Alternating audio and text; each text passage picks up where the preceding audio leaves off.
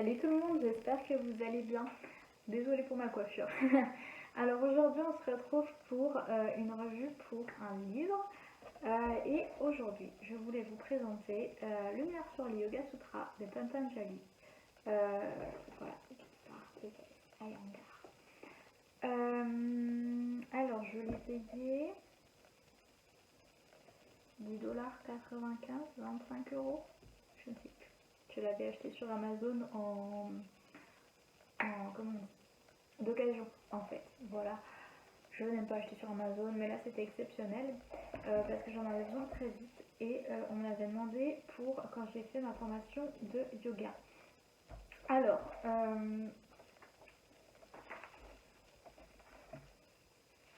que je vous dis, c'est un livre. Pendant la formation, on l'a appelé le livre jaune et on l'a détesté. Je dis pendant la formation, hein, je vais vous expliquer un petit peu plus. Alors là, vous avez pour commencer une liste de termes importants avec le texte. Ils vont aussi vous expliquer comment, en gros, comment lire le sanskrit. Et puis voilà, et en fait, tout le long du livre, vous allez avoir, et ça va être composé que de ça en fait, d'un texte en sanskrit, d'un texte, d'une phrase en sanskrit généralement, de l'écriture toujours en sanskrit, mais cette fois-ci avec l'alphabet grec, il me semble qu'on dit, comme on écrit en France, avec des lettres, des S, des machins, et non des chiffres, pardon. Ensuite, ils vont prendre chaque mot pour lesquels ils vont donner une définition.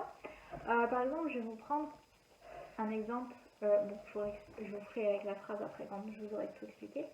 Et ensuite, on va avoir en gros ce que veut dire la phrase. Et par la suite, tout un texte expliqué. Alors, je vous donne un exemple tout simple. Là, ça dit Sthira Sukham Asana. Alors, Sthira, ça veut dire ferme, posé, stable, constant, durable. Ça veut dire tout ça. Ensuite, en fait, les mots ont plus un sens qu'une traduction. Sukham, ça veut dire bonheur, joie. Et Asanam, ça veut dire posture, position. Les asanas, les postures de yoga. Et en gros, ils traduisent cette phrase par l'asana est la parfaite stabilité du corps et de l'intelligence, ainsi que la bienveillance du mental. Et ensuite, on a toute une explication. Pourquoi ah oui, et ensuite à la fin, on a des diagrammes.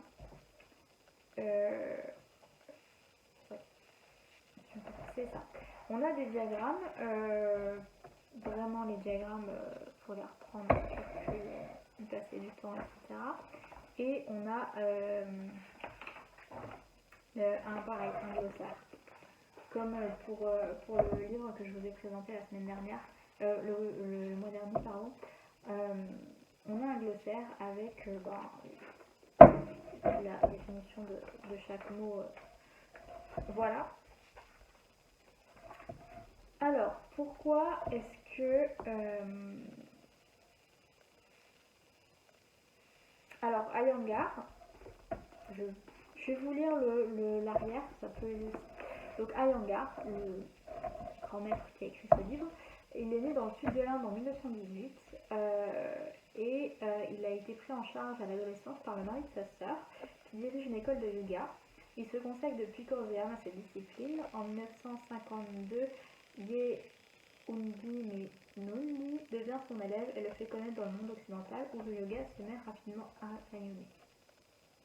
Concernant ce livre, ça dit que la philosophie du yoga fut exposée pour la première fois dans les Yoga Sutras, collection d'aphorismes. Donc l'aphorisme en fait c'est chaque phrase que je vous ai montré tout à l'heure, écrit il y a plus de 2000 ans par le sage indien Patanjali. Donc ça a été repris et c'est Iyengar qui les a expliqués d'après ses mots.